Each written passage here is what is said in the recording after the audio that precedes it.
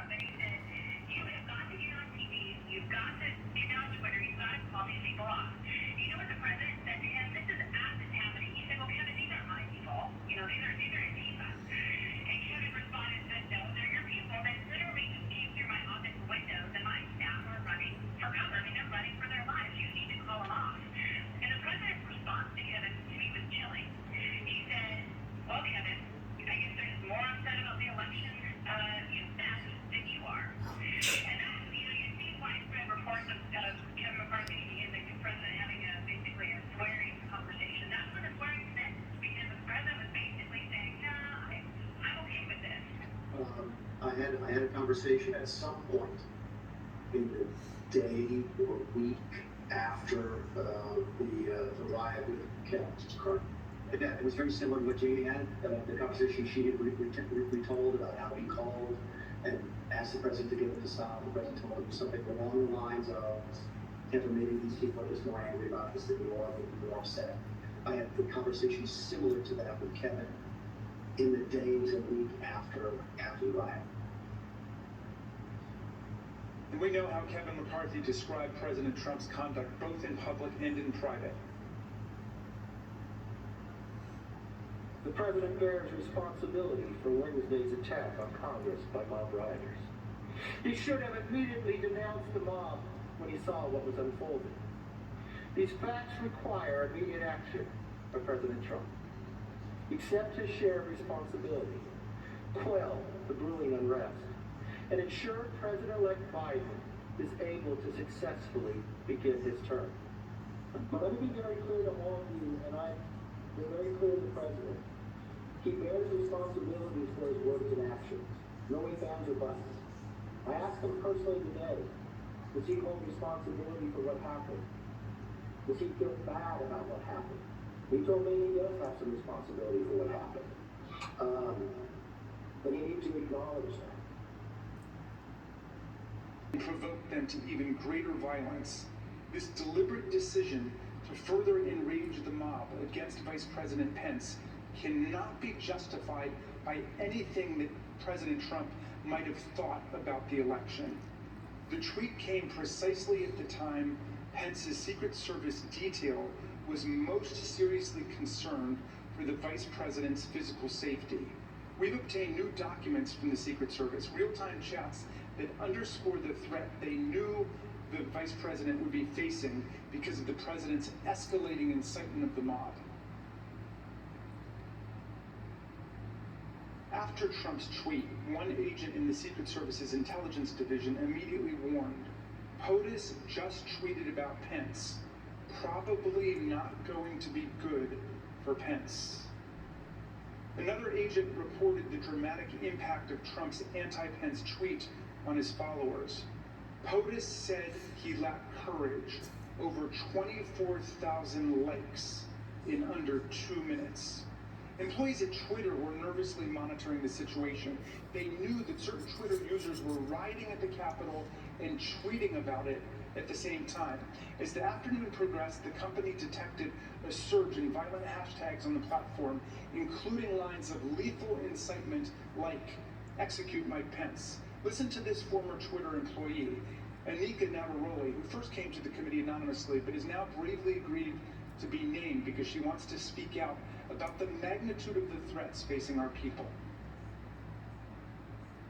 And you were also seeing content on the platform at the time that was directing towards the Vice President, hashtag execute Mike Pence. They were literally calling for his execution.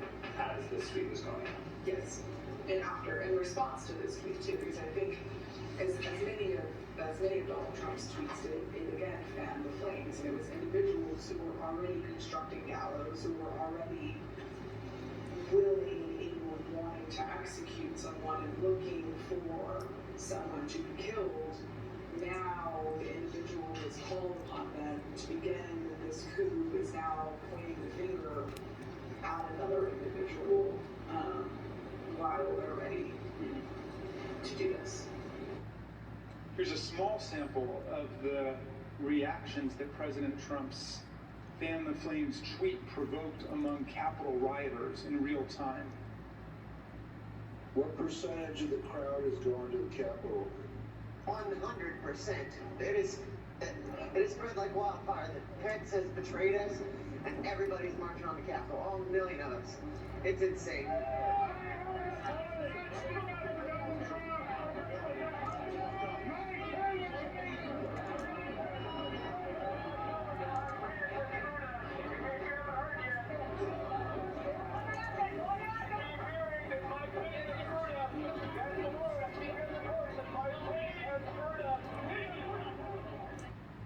Between 2:30 and 2:35, within 10 minutes of President Trump's tweet, thousands of rioters overran the line that the Metropolitan Police Force's Civil Disturbance Unit was holding on the west side of the Capitol. This was the first time in the history of the Metropolitan Police Department that a security line like that had ever been broken. President Trump's conduct that day was so shameful and so outrageous that it prompted numerous members of the White House staff and other Trump appointees to resign. In prior hearings, you've heard Deputy National Security Advisor Matt Pottinger and Deputy White House Press Secretary Sarah Matthews explain why they felt compelled to resign on that day. Since then, we've spoken to more high-ranking officials, like President Trump's envoy to Northern Ireland and former Chief of Staff Mick Mulvaney, and Transportation Secretary Elaine Chao, who resigned after the 6th in protest of Trump's misconduct and to dissociate themselves from his role in the violence. Take a listen to what they had to say. I was stunned by violence, and was stunned by the president's apparent indifference to the violence. Now is the time for the presidential. I thought he failed to do it. He failed at a critical time to be the sort of leader that the nation needed. I think the events at the Capitol, however they occurred, were shocking. And it was something that, as I mentioned in my statement, that I could not put aside. And at a particular point, the events were such that it was impossible for me to continue, given my personal values and my philosophy. I came as an immigrant to this country. I believe in this country. I believe in a peaceful transfer of power. I believe in democracy. And so it was a decision that I made on my own. When security assistants began to arrive at the Capitol and the tide turned against the insurrection, President Trump finally gave his painfully belated instruction at 4:17 p.m. So after multiple hours of rioting and more than 100 serious injuries suffered by our law enforcement officers, the crowd finally began to disperse. Listen carefully to what they said as they decided to leave the Capitol. Delivering the president's message.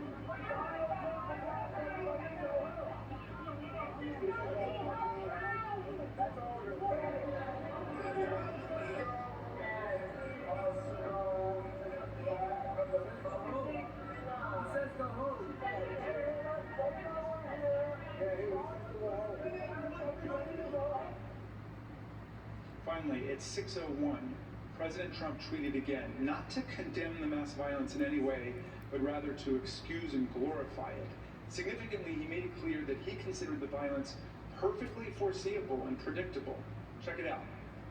These are the things and events that happen when a sacred landslide election victory is so unceremoniously, viciously stripped away from great patriots who have been badly, unfairly treated for so long.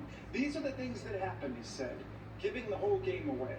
Trump was telling us that the vice president, the Congress, and all the injured and wounded cops, some of whom are with us today, got what was coming to us. According to Trump, January 6th should not be a day that lives in shame and infamy in our history, but rather in glory. Remember this day forever, he wrote proudly, as if he were talking about D-Day or the Battle of Yorktown. Trump did nothing to stop the deadly violence for obvious reasons. He thought it was all justified, he incited it, and he supported it.